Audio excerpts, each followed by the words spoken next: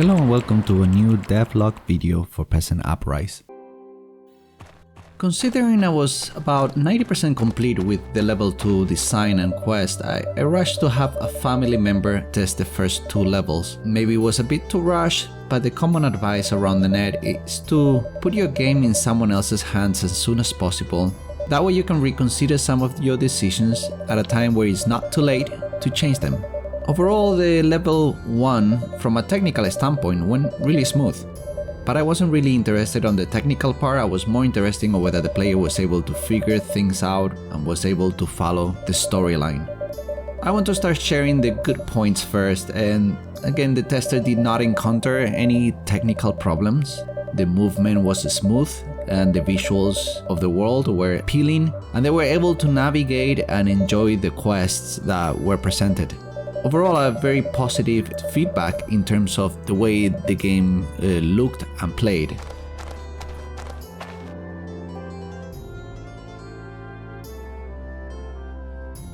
However, one of the early glaring problems was that there is too much reading required for level 1. This is something that I was already getting a bit worried about. It became really apparent when someone else tried the game out.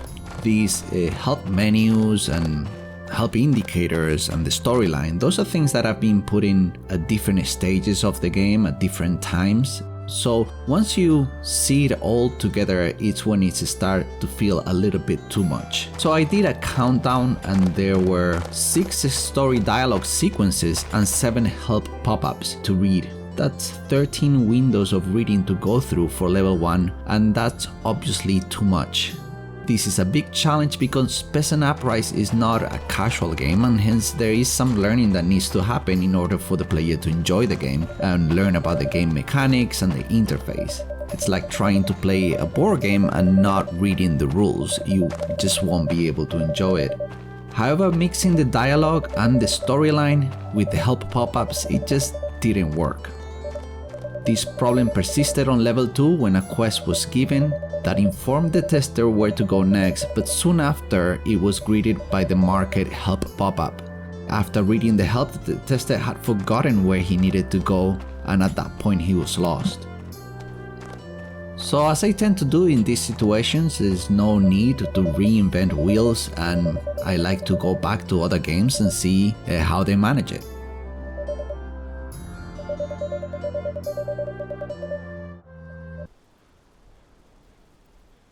Yes?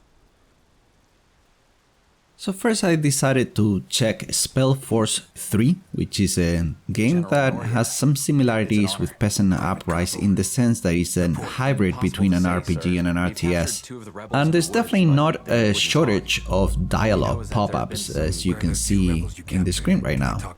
They're mostly based on the storyline, so they clearly don't sacrifice the storyline for the reading part of it. And it's a little bit more easy on the user because there is a voiceover, which is something that I don't think I'm gonna be able to afford.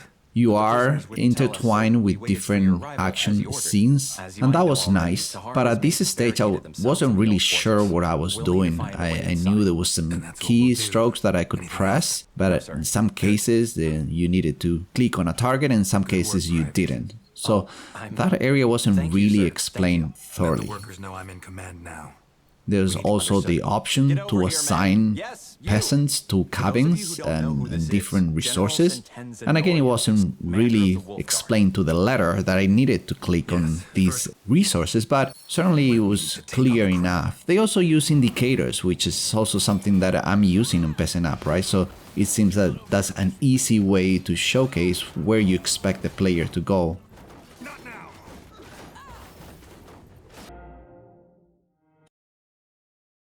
The next game I checked out is This War of Mine. One of the takeaways from this game that has influenced Peasant Uprise is how they really do a good job on making you understand the actors that you are managing and how they feel throughout the game. Aside from having a biography, they also share their feelings based on the decisions, success and failures that you experience. They have different needs that require you to adjust your priorities in a way that you're thinking about them as part of your decision making. And this is the main reason why I really love this game. But as you can see, you kind of jump right in the game and there is no help. I see a bunch of icons, but I'm not so sure I know what to do with each of them. I guess the way to learn this game is just you expect it to experiment and look around. However, I did find myself having to check the online help in order to get me out of some situations where I was stuck.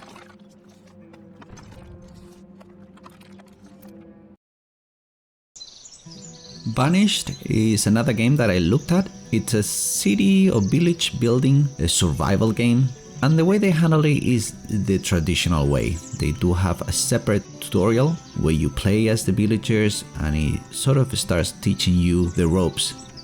I found it to be completely tedious and the tutorial actually failed and it kicked me out of the game.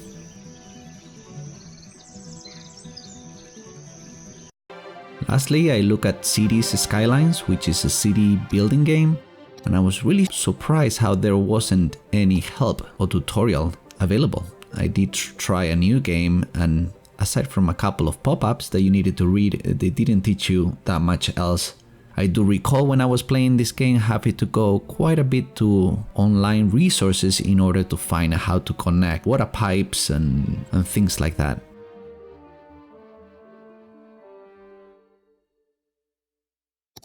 After thinking long and hard on how to balance help and story, I'm more leaning towards really giving up on trying to make them coexist. And I'm thinking in terms of providing a 5-minute video tutorial available through the main menu that would go over the basics of the game outside of the storyline. This video tutorial will go over such things as the user interface, the camp and the field mechanics, and how to manage your peasants, tools and resources. I'm really thinking of a video tutorial, even though it's not the norm, because there is enough reading required in the game and I feel like a video will convey its message a lot faster. I don't know if I am overthinking this or not. I don't recall any game that I did not have to go to a wiki page to find some help or advice. Either the tutorials are thorough but long and tedious, or features are limited and being available drop by drop through each level. If I was on a second playthrough, I would find this limitation very annoying. Either way, I would love to hear your thoughts or suggestions as to whether this seems like a good option or not. With that said, please like and subscribe, and I'll see you on the next update.